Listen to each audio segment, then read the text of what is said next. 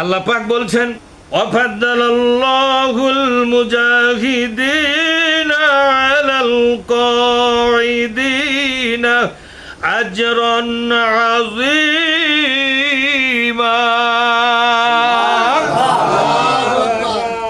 আল্লাহ পাক বলছেন বসে বসে যারা ইবাদত বন্দেগী করে, ব্যক্তিগত জীবনে বড় পরহেজগার হয়ে গেছে, ইবাদতকারী হয়ে গেছে, এরকম ব্যক্তিগত জীবনে আছে না নাই? রাষ্ট্রীয়ভাবে ইসলাম বিজয়ী হোক, ইসলামকে রাজনীতির ময়দানে বিজয়ী করা লাগবে, এগুলা করে না, কিন্তু ব্যক্তিগত জীবনে কি ভালো একজন কি পরহেজগার আল্লাহওয়ালা সুফি দরবেশ হয়ে গেছে। আল্লাহ পাক বলছেন তাদের উপর দিয়ে আমি এমন মর্যাদা দেব যারা জীবন এবং সম্পদ দিয়া তাদের মাতৃভূমিতে আল্লাহর কোরআনকে বিজয়ী করার আন্দোলনে যারা ঝাঁপিয়ে পড়বে, তাদের সম্মান হবে আজরুন আজিম। কি জোরে বলুন? আজরুন আজিম। আজিম মানে কি? যার উপরে আর কোনো সম্মান নাই, যার উপরে আর কোনো বড় কিছু, সবার বড়র বড় যে, তাকে বলা হয় আজিম। যেমন নামাজের মধ্যে আমরা বলি সুবহানা রব্বিয়াল আযীম, আমার রব হচ্ছে আজিম, ঠিক না? তার মানে কি আল্লাহর চাইতে আর কোনো বড় আছে নাকি? আবার আরশকে কি বলা হয়েছে? আরশে আজিম বলা হয়েছে কিনা? তাহলে আজিমটা কোন জায়গায় লাগে এখন বোঝেন। আজিমটা লাগে আল্লাহর সাথে, আজিমটা লাগলো আরশের সাথে। কার সাথে? জোরে কার? আরশের সাথে লাগলো কিনা? আরশে আজিম। আরশের উপরে আর কিছু আছে? তাহলে সবার উপরে আরশ, তার উপরে আল্লাহ।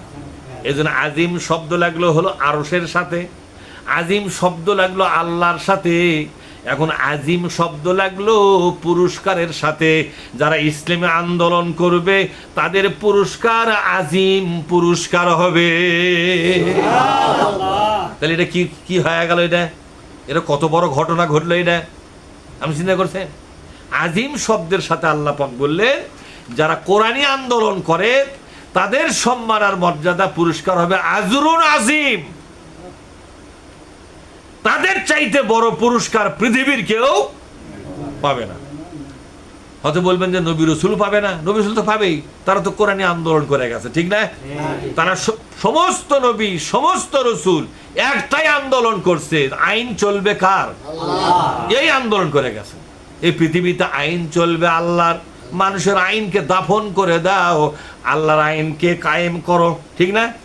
এটা আদম নবীর থেকে শুরু করে আমাদের নবী পর্যন্ত সমস্ত নবীরা এই আন্দোলনই করছে যে পৃথিবীর মানুষের জন্য আইন চলবে কার? আল্লাহর আইন চলবে, আল্লাহর আইন কায়েমের আন্দোলন তারা করে গেছে। তারা তো সবাই তাহলে এই আন্দোলন করার কারণে নবী রাসূলের মর্যাদা এই আজরুন আজিমের মধ্যে পড়ে যাবে। সুবহানাল্লাহ বলবেন না? তাহলে আমরা আজকে বুঝলাম যে ইসলামী আন্দোলন করার ফজিলত কত, সেটা কোরআন থেকেই বুঝতেছি, ঠিক না? ফজিলত কত। তাহলে আমরা কি ঠকে গেছি না জিতে গেছি? ভালো যে আন্দোলনটা আমরা আজকে খুঁজে পাইছি। যারা আপনারা আগেই আন্দোলন খোঁজ পাননি তারা আগে কি মনে করেছিলেন? এই এই যে জামাত ইসলামের লোকগুলো, শিবিরের লোকগুলো এ পাগলা এগুলো, তাই বলতেছিল না? কিন্তু তারা যে কত বড় সম্মানের কাজ করতেছে কেবল আজকে আপনারা জানতে পারতেছেন, ঠিক না? ঠিক জোরে কথা। কোরআন কায়েমের আন্দোলন অন্য রাজনীতি আলাগের কাছে খারাপ লাগে, কিন্তু আল্লাহর কাছে ভালো লাগে। কোরআনের আন্দোলন করবেন, দুনিয়ার সব রাজনীতি আলাগের কাছে এমন খারাপ লাগে আপনাকে জেলখানা ঢুকাবে। আর আল্লাহ পাক বলছেন কোরআনে আন্দোলন কর, আমি তোমাকে জান্নাতে ঢুকাবো। তাহলে এখন যে দেখেই যান ঢুকা লাগবে একদিকে। যদি কোরআনে আন্দোলন করেন ঢুকবেন কোথায়? দুনিয়ায়, দুনিয়ায় জেলখানায়, আর পরকালে কোথায়? জান্নাতে। এখন আপনারা কি করবেন? তাহলে দুনিয়ার জেলখানা মানে নেওয়া লাগবে কিনা? কথা কয় না এই যুবক, দুনিয়ার জেলখানা আমাদের মানে নেওয়া লাগবে কিনা?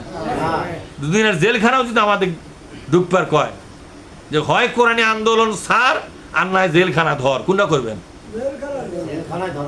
কোরআনী আন্দোলন ছাড়বো মানে জেলখানায় ধর্ম কোশকিরে,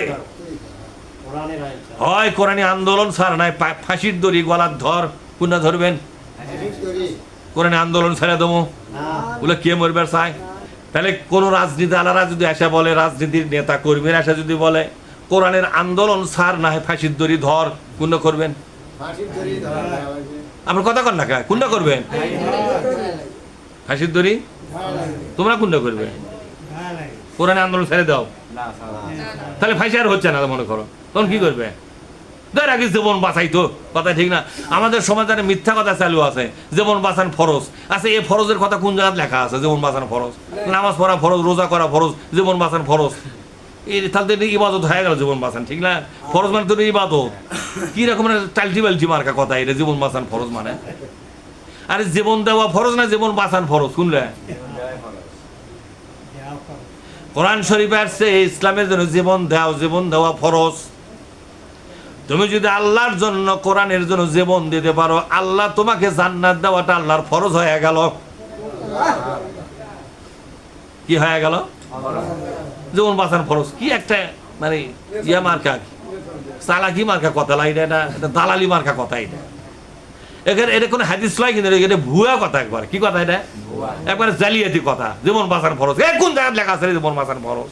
তাহলে তো জীবন বাঁচান ফরজ মানে ফরজ ইবাদত করলে কি হয়? সওয়াব হয়। তাহলে তো সওয়াব হবে দেখেছি। জীবন বাঁচান যদি ফরজই হবে, তা সাহাবারা জীবন দিল কে? বহু নবী রসুল জীবন দিছে কে? আমাদের ইমাম আবু হানিফা রহমতুল্লাহ আছে না, হানাফি মাযহাবের যাই ইমাম, তা কিন্তু হত্যা করেছে। করেন আপনারা?